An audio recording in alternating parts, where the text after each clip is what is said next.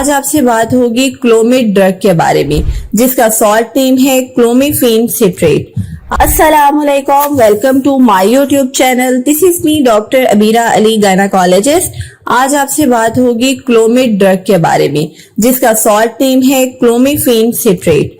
आपने अक्सर इसका नाम सुना होगा। कई गायनाकोलॉजिस्ट और डॉक्टर्स इस मेडिसिन को प्रेस्क्राइब करते हैं आपकी प्रेगनेंसी के चांसेस को बढ़ाने के लिए। तो ये मेडिसिन है क्या, ये वर्क कैसे करती है, इसके साइड इफेक्ट्स क्या हैं, इसकी सक्सेस रेट क्या है और इसको देने का तरीकाकार क्या है, कितने डेज के लिए यूज करनी है, इन्हीं सब के बारे में आज के वीडियो में हम बात करेंगे। वीडियो बहुत इंफॉर्मेटिव है, इसे एंड तक लाजमी देखिएगा।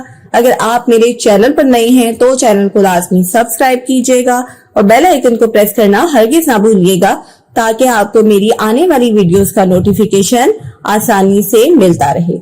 तो क्लोमिड बेसिकली ओव्यूलेशन को इंड्यूस करती है ताकि आपका एक अच्छे साइज का मैच्योर एग बन सके। और ये गुड साइज एग बहुत जरूरी होता है ओव्यूलेशन के लिए, फर्टिलाइजेशन के लिए और प्रेगनेंसी के लिए। ये एग ना बने तो आपकी फर्टिलाइजेशन और प्रेगनेंसी के चांसेस बहुत कम रह जाते हैं। और क्लोमिफेन चीपेस्ट ड्रग है प्रेगनेंसी को इंड्यूस करने की। इसके कंपैरिजन में मैंने आपको एक वीडियो में लेट्रोजोल के बारे में बताया था। उसका फंक्शन भी ओव्यूलेशन को इंड्यूस करना है, लेकिन वो क्लोमिफेन के मुकाबले में कॉस्टली ड्रग है। तो क्लोमिफेन ओव्यूलेशन को कैसे स्टिमुलेट करती है? ये ईस्ट्रोजन रिसेप्टर्स जहां जहां भी रिप्रोडक्टिव सिस्टम में फीमेल में मौजूद होते हैं उनके साथ बाइंड करती है और ईस्ट्रोजन रिसेप्टर्स को ब्लॉक कर देती है। अब ब्रेन को ये सिग्नल जाता है कि आपके ब्लड में ईस्ट्रोजन लेवल कम हो गया है, तो ब्रेन इसके रिस्पॉन्स में पिट्यूटरी ग्लैंड से हार्मोन्स एफएसएच और एलएच ज्यादा अमाउंट में बनाने लगता है ताकि ईस्ट्रोजन ज्यादा बढ़े। एफएसएच और एलएच हार्मोन्स ओवरी पे जाके एक्ट करते हैं और एग को मैच्योर बनाने में हेल्प करते हैं।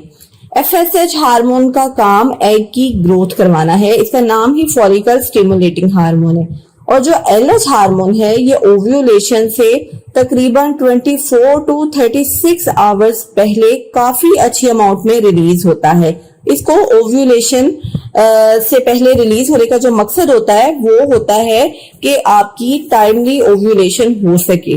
इस सारे प्रोसेस को एलएच सर्ज भी कहा जाता है। तो एलएच सर्ज के 24 से 36 घंटों के बाद ओव्यूलेशन होती है और मैच्योर साइज का एग रिलीज होता है। तो कितने साइज का एग हमें चाहिए होता है? जो एग का ऑप्टिमम साइज होता है, जो हमें फर्टिलाइजेशन के लिए रिक्वायर्ड होता है, वो है 18 से 20 mm तक का।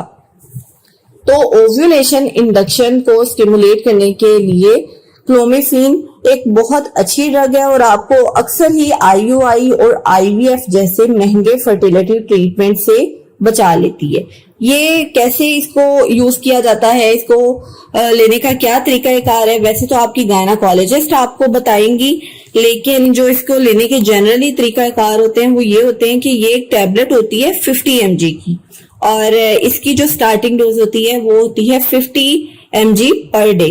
और अगर आप इससे 2-3 साइकिल्स में कंसीव नहीं करती तो आप इसकी डोज को 150 mg या 200 mg तक भी लेके जा सकती हैं, लेकिन 200 mg से ज्यादा आपने एक दिन में क्लोमिफेन सिट्रेट को नहीं लेना। और इसको प्रेस्क्राइब करने के तरीकाकार भी डिफरेंट होते हैं। आपने अपने डॉक्टर से पूछना है कि इसको कैसे लेना है। अगर आप अपने पीरियड साइकिल के फर्स्ट डे को डे 1 मानेंगी तो डे 2 से डे 6 तक यानी 5 डेज तक आपने इस मेडिसिन को खाना है। ये तरीकाकार सबसे ज्यादा कॉमनली यूज किया जाता है और 5 डेज के लिए आपको क्लोमिफेन सिट्रेट दी जाती है। अच्छा, अब एक और तरीकाकार भी है, वो ये कि डे 3 से डे 7 तक आपको क्लोमिफेन सिट्रेट दी जाती है।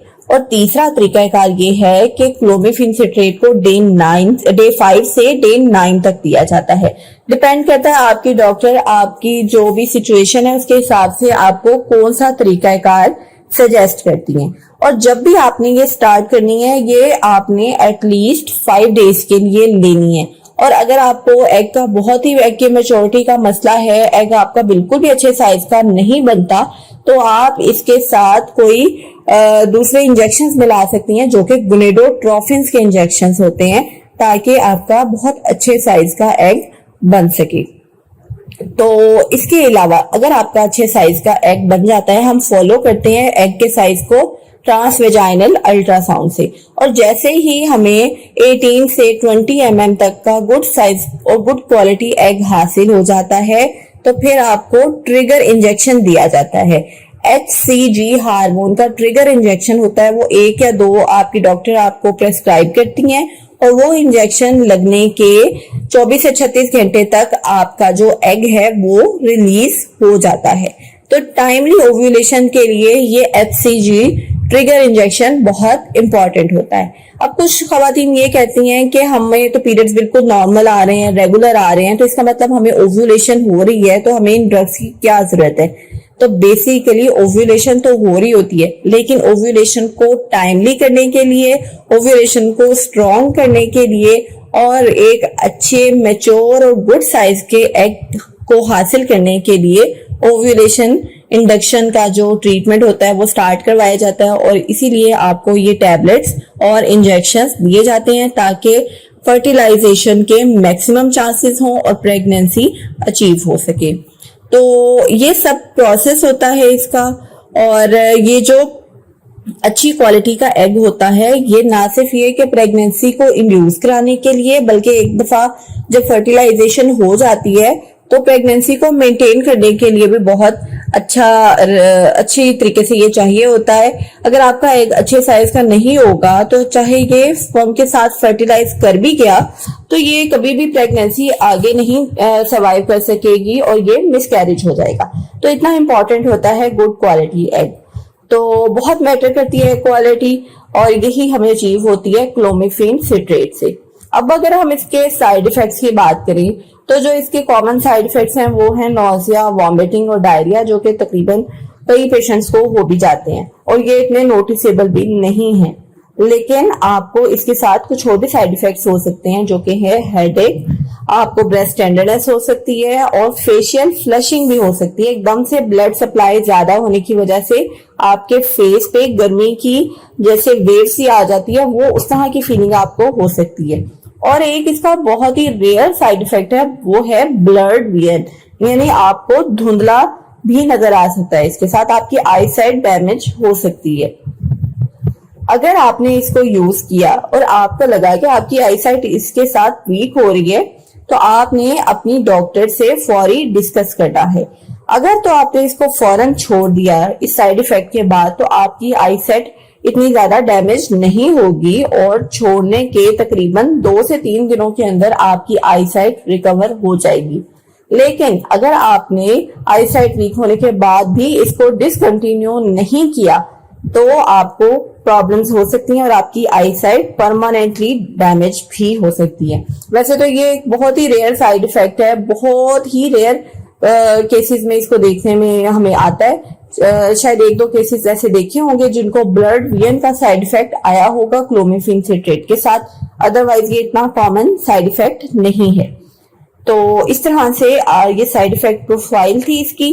और प्रेगनेंसी के जो चांसेस होते हैं वो लेट्रोजोल ड्रग से थोड़े से कम होते हैं क्लोमिफेन के, क्योंकि ये जो क्लोमिफेन होती है ये यूट्रस की लाइनिंग को थिन करती है और सर्वाइकल म्यूकस को भी कम करती है। तो प्रेगनेंसी के चांसेस थोड़े से कम हो जाते हैं एज कंपेयर टू लेट्रोजोल, जो कि ना तो यूट्रस की लाइनिंग को अफेक्ट करती है और ना ही ये सर्वाइकल म्यूकस को थिक करती है, कम करती है।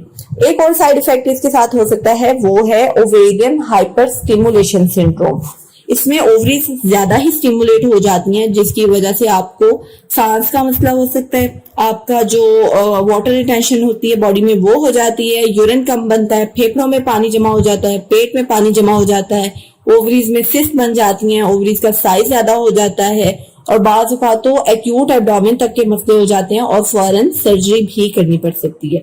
इसके अलावा इसका एक और साइड इफेक्ट है, वो है ट्विन्स प्रेगनेंसी। 7% केसेस में हमें ट्विन प्रेगनेंसी भी देखने में आती है ओव्यूलेशन इंडक्शन के साथ। अगर इसके सक्सेस रेट की बात करें तो तकरीबन 15 to 20% सक्सेस रेट होता है क्लोमिफेन सिट्रेट के साथ ओव्यूलेशन इंडक्शन के कामयाब होने का और प्रेगनेंसी के कंसीव होने का। तो this was all about ovulation induction by clomiphene citrate.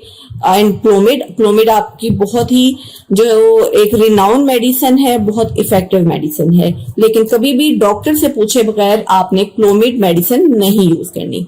This was all about this video. अपना बहुत सा ख्याल रखिएगा। Take care. अल्लाह हाफिज।